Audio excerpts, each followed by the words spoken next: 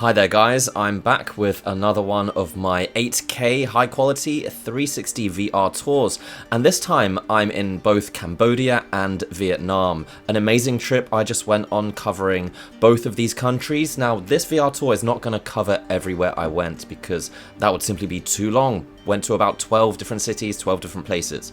Now this this first location is in Phnom Penh, in the capital of Cambodia, and this is one of the many temples that are scattered around the city. They're really beautiful. This gold color is amazing. You can see here I've pasted some videos inside this temple, which is also amazing. And yeah, the capital isn't the most exciting part of Cambodia, I must say, but it's definitely worth checking out.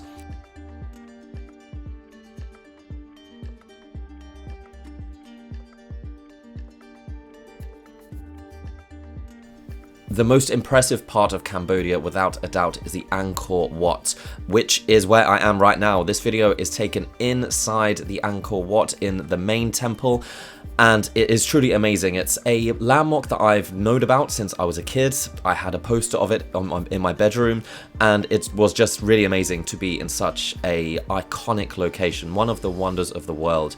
It's amazing how large this temple is. In fact, the whole complex, you need a tuk-tuk, a car, some kind of transport to go around the whole complex. It's the size of a city. It's amazing that this was built, I guess, is it 1,000 years ago?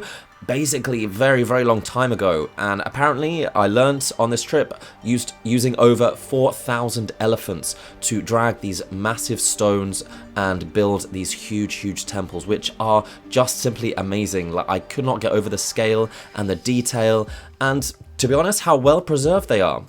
Compared to many other ancient landmarks that are younger, that are not as old, these are remarkably well preserved. There are about a dozen or so temples within a 5-mile radius of the main temple, and yeah, it's truly amazing. One of the best parts of my whole trip was walking around these temples. Hopefully you'll get a slight glimpse of what it's like. Obviously these videos, as good as they are, cannot replicate actually being there, but it is a good representation, and thankfully I was blessed with some good weather on this day.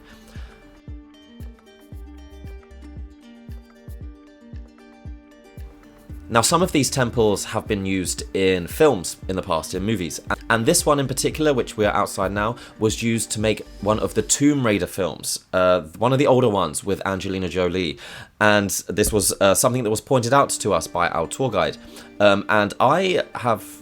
this is actually in one of the scenes in this film, which I've not watched for a long time, but if you are a fan of that film, you may recognize this area.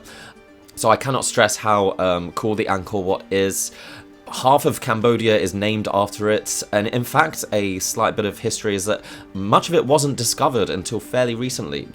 Much of it was covered in forests. While officially discovered in the 1500s, it was forgotten about for several hundred years. It was discovered, a Portuguese friar who visited in 1586 discovered one of the temples, but it wasn't fully unearthed until the 1840s. So then it's become an iconic symbol of Cambodia, even appearing on their flag. An entire city, Siem Reap, has been built to accommodate tourism to this area, and yes, it's just an iconic part of Cambodia.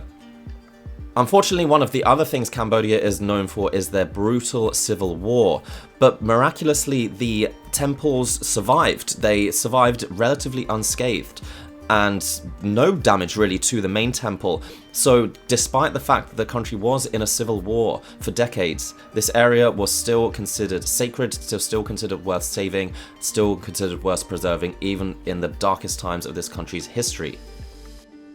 I should probably give you a bit of history about this place, some facts while we are here. The first and most amazing, I've just confirmed, it was built in the 12th century, which makes it over 900 years old. It's also the world's largest religious monument, and it covers over 400 acres. And it was built amazingly to align with the rising of the sun's equinox, where the sun rises directly over the central tower. It's also been listed as a UNESCO World Heritage Site since 1992. And the word itself means City of Temples in Khmer, which is the language of the ancient Cambodians. Despite receiving obviously thousands and thousands of tourists a day, the complex is big enough, at least some of the temples, for you to get lost, for you to be alone, as I am here. I found myself completely lost in this ancient temple, and there was hardly anyone else around. And hopefully this video kind of gives you a sense of scale of how tall and big some of these monuments are.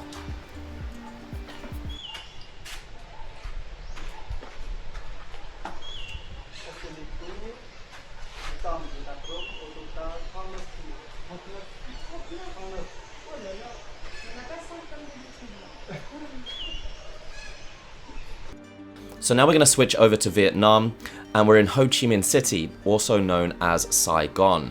Now, I did travel in some other places in Cambodia. I saw some elephants and went to the coast, but Vietnam is a completely different beast. It is, particularly this city, it reminds me of somewhere like China or Japan. It's very, very well developed, skyscrapers, as you can see in this video, lights everywhere. It's so busy. One of the tour guides said that everyone has at least 2 mopeds, so you can imagine how crazily busy. The city has 11 million people, which is slightly larger than my city of London, one of the largest cities in the Asian area, in the Asian Pacific area.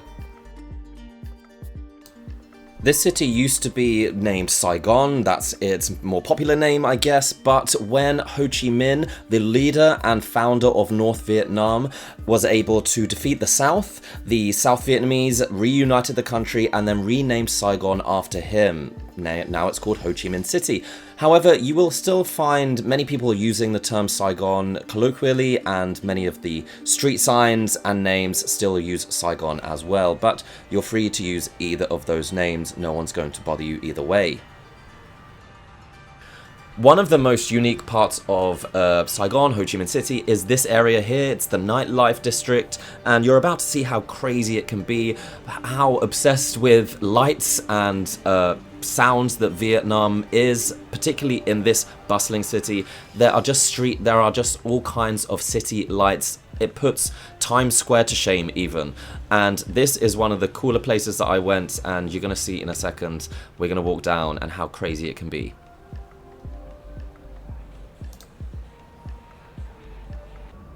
So here I am walking down this crazy place where all these bars and clubs, open air, people dancing in the streets, drinking in the streets. It's just an absolutely crazy area. This is actually a day after I frequented some of these bars the night before here, and this was on a Monday, so this is how busy and crazy it is on a Monday. Imagine how busy it is at the weekend. So this is one of my favorite spots in all of Ho Chi Minh City, but as you can tell, it's very different from the temples that I was visiting in Cambodia.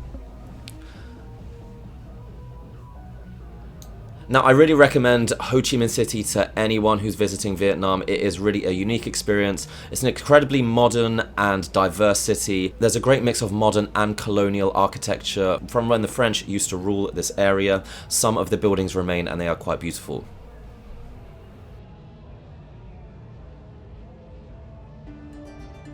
So now we're going to move to the north of the country, to the capital, Hanoi, which is a completely different vibe, I must say, but I'm going to take you to one of probably my favorite part of the city. This is an area where basically whole shops and streets have been built right next to a train track. And if you're wondering if this train track is still running, well, you're about to find out. But yeah, this was one of my favorite spots in the whole trip that I went on. Very unique. You can go into any of these shops and bars and cafes and sit there and wait for the train to come by. And you're going to see how close the train gets in a minute, but we're going to take a little walk down the street. Now, I must say that Hanoi was not my favorite destination in my trip. It was the last place I went. I didn't enjoy it as much as Ho Chi Minh City. I found it to be less advanced, but I still had a great time nonetheless. The people there were very friendly.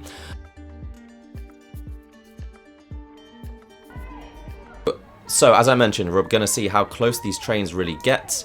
Once you found yourself seated at a bar or cafe, one of these trains will come along every couple of hours, and it's pretty crazy, as you can see, how close they get. It's a miracle no one gets run over by this train, but it's one of the most popular tourist destinations. It's probably a bit of a tourist trap, but it's definitely worth experiencing. As you can see here, I'm trying to act pretty casual for the camera, but honestly it was kind of scary how massive this train is and how close it gets to you. It would not be allowed anywhere in Western Europe or America or most of the world, I imagine, but for some reason they're fine with it here in Vietnam.